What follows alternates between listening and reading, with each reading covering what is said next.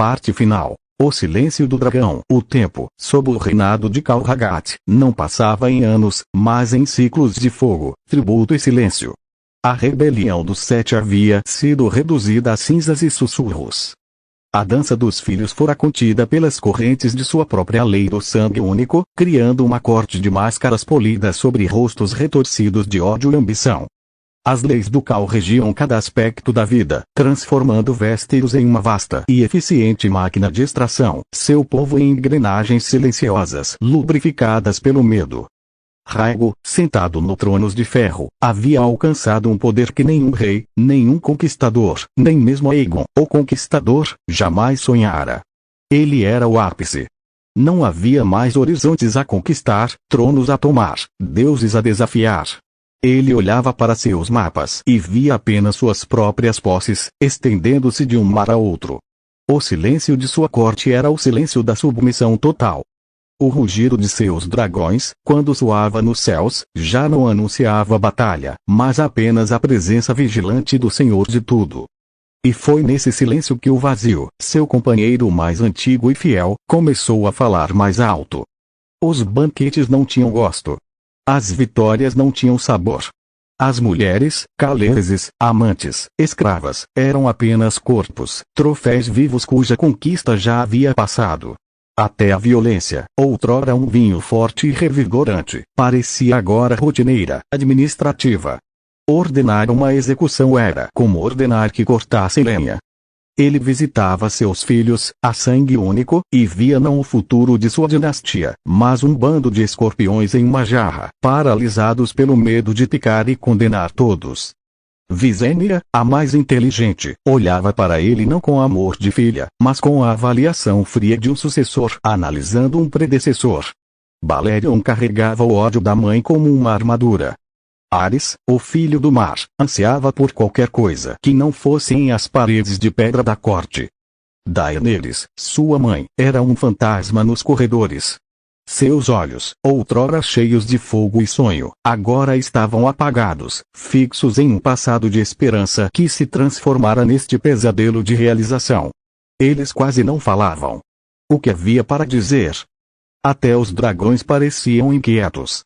Drogon, Viserion e Rhaegal, presos nos pátios e torres da Fortaleza Vermelha ou em Pedra do Dragão, batiam as asas contra as muralhas, seus rugidos eram de tédio e confinamento. O fogo deles, que outrora incinerara exércitos e crenças, agora era usado apenas para assustar ou para execuções cerimoniais. Em uma noite particularmente silenciosa, Rhaego subiu à torre mais alta da fortaleza. Abaixo dele, Porto Real estendia-se como um tapete de telhados escuros, pontilhado pelas fogueiras dos acampamentos do Traque. A cidade não cantava, não ria. Ela respirava, de forma lenta e cautelosa. No horizonte, a lua fria refletia-se nas águas negras da baía. Ele havia sido criado para ser um guerreiro perfeito. Tornara-se um Khal. Depois, o rei. Depois, um deus. Ele montara o mundo. Ele matara monstros de gelo e deuses de pedra. Nada e ninguém podia desafiá-lo. E essa foi a sua prisão. O verdadeiro Khal, ele percebeu como uma clareza súbita e fria, não é aquele que conquista tudo. É aquele para quem a conquista nunca termina. A grama sempre mais verde além da colina, o inimigo sempre além do mar, o desafio sempre à frente. Seu pai, Khal Drogo, morrera em batalha, no auge de seu poder, com um mundo ainda por conquistar. Essa era a morte de um verdadeiro Khal.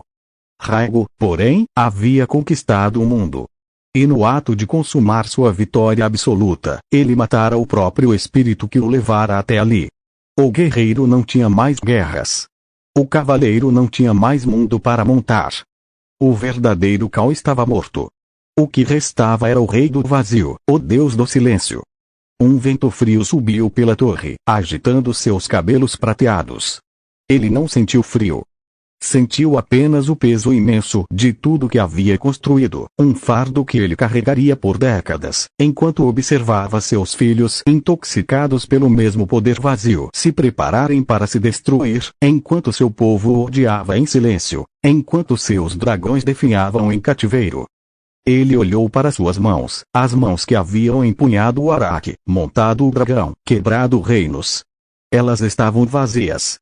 Abaixo, no salão, a corte vazia esperaria por ele amanhã.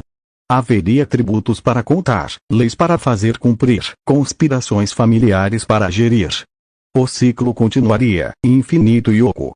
Calragat, Rhaego Targaryen, primeiro de seu nome, rei dos Ândalos, dos Ruinares e dos primeiros homens e dos Dothraques, senhor dos 7 reinos, protetor do reino, o garanhão que monta o mundo, o Khal dos Khals, o deus da guerra, o guerreiro que nunca perdeu, olhou para o horizonte vazio e soube, com a certeza fatal de um homem que alcançou o topo da montanha apenas para encontrar um deserto, que sua maior conquista tinha sido sua própria derrota.